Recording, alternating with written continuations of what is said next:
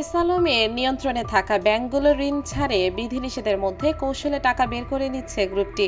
নিয়ন্ত্রণ হারানোর শেষ সময়ে ভেঙে ভেঙে 1 কোটি বা তার কম অঙ্কের পে অর্ডারের মাধ্যমে অর্থ সরিয়ে ফেলা হয়।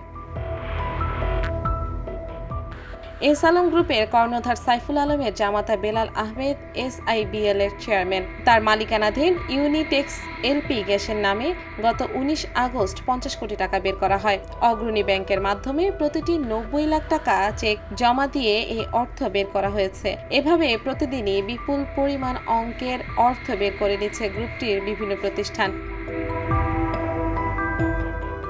বিধিনিষেধের মধ্যে এভাবে এস আলমের নিয়ন্ত্রণে থাকা বিভিন্ন ব্যাংক থেকে শত শত কোটি টাকা বের করা হচ্ছে। ব্যাংকের কর্মকর্তাদের সহায়তায় এমন এক সময়ে এভাবে টাকা বের করা হচ্ছে যখন অনেক আমানতকারী অর্থ পেতে হিমশিম খাচ্ছে। নামে বেনামে বিভিন্ন ব্যাংক থেকে এস আলম গ্রুপ 2 লাখ কোটি টাকার মতো ঋণ নিয়ে বড় অংশই পাচার করেছে। এর মধ্যে ইসলামী ব্যাংক থেকে অন্তত 75,000 কোটি টাকা নিয়েছে গ্রুপটি। SIBL থেকে নেওয়া অর্থের পরিমাণ 15 থেকে 17,000 কোটি টাকার মতো। জনতা ব্যাংকে রয়েছে 13,400 কোটি টাকা। এছাড়া ফার্স্ট সিকিউরিটি ইসলামী, গ্লোবাল ইসলামী ইউনিয়ন ও বাংলাদেশ কমার্স ব্যাংকের ঋণের বড় অংশে সুবিধাভোগী এস আলম গ্রুপ। এর বাইরেও বিভিন্ন ব্যাংকে তার বড় অঙ্কের ঋণ রয়েছে। মূলত ভোগ্যপণ্য ব্যবসা আড়ালে নন ফান্ডেড দায়কে ফান্ডেড ঋণে পরিণত করার মাধ্যমে অর্থ বের করা হয়। ব্যাংকগুলোর কর্মকর্তা কর্মচারীদের সহায়তায় সব ধরনের নির্দেশনা অমান্য করে সুবিধা দেওয়া হচ্ছে। কেবল সোশ্যাল ইসলামী ব্যাংক লিমিটেডের খাতুনগঞ্জ শাখায় 1,113 কোটি টাকা ঋণ রয়েছে।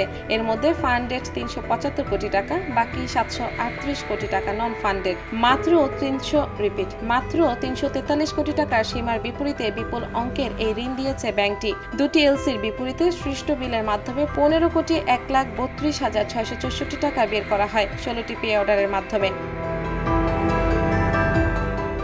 কেবল ইসলামী ব্যাংক বাংলাদেশের কর্মীরা শক্ত অবস্থান নিয়েছেন। এরই মধ্যে এস আলম ঘনিষ্ঠ 6 DMDC সহ 8 ঊর্ধ্বতন কর্মকর্তাকে বরখাস্ত করা হয়। এস আলমের সহযোগী অন্যরা ভয়ে আর ব্যাংকে ঢুকতে পারছেন না।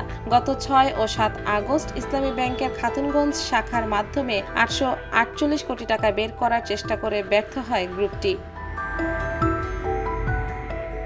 এর আগে গত 16 আগস্ট এস আলমের নিয়ন্ত্রণে থাকা ব্যাংকগুলোর চলতি হিসাব ঘাটতি থাকা অবস্থায় যেন অন্য ব্যাংক 1 কোটি টাকার বেশি চেক নগদায়ন না করে সে নির্দেশনা দেওয়া হয়। এছাড়া গ্রুপটির শেয়ার হস্তান্তরে নিষেধাজ্ঞা সহ বিভিন্ন উদ্যোগ নেওয়া হয়েছে। এর মধ্যে বিপুল অঙ্কের টাকা বের করেছে গ্রুপটি।